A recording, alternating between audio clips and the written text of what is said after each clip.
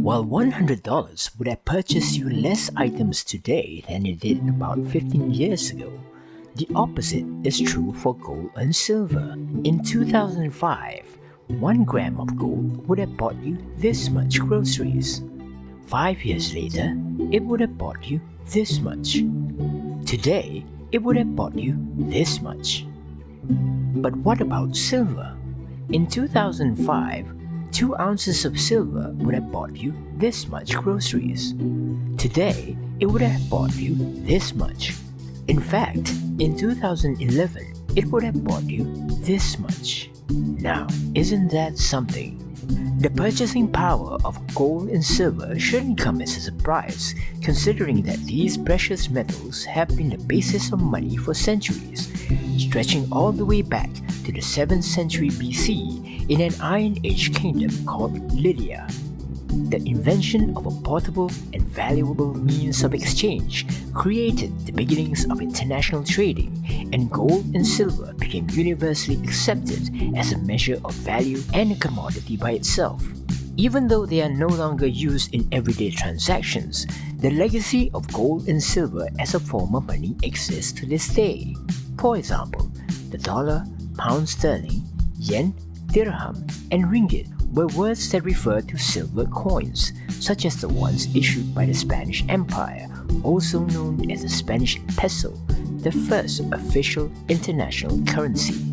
Another proof of the use of gold and silver as money is the existence of silver certificate US dollar bills. Between 1878 and 1964, the US dollar currency was printed with the words silver certificate on them. These currencies were a form of representative money that can be used for exchange for actual silver coins, with $1 being exchangeable for roughly 25 grams of silver, the weight of a Spanish peso coin. Even though silver was the more common monetary standard, gold still served as a basis of value for money, particularly in international trading even in the mid-20th century. In 1944, the world officially adopted the US dollar as the international currency. The US dollar was chosen as it can be readily backed by gold, essentially moving away from the previously adopted British currency and languishing British Empire's economic influence after World War II. But as it happened with the British, the American participation in wars caused several economic troubles, and the gold standard ended in 1971, when the US dollar depegs itself from it.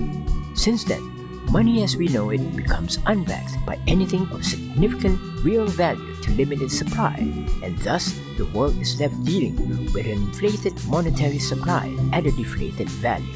Want more simplified explanations of all things related to finance, money, and investment?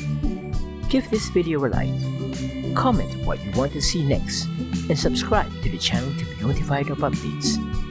You can also visit lastshotfinance.com to keep up to date on my own financial journey.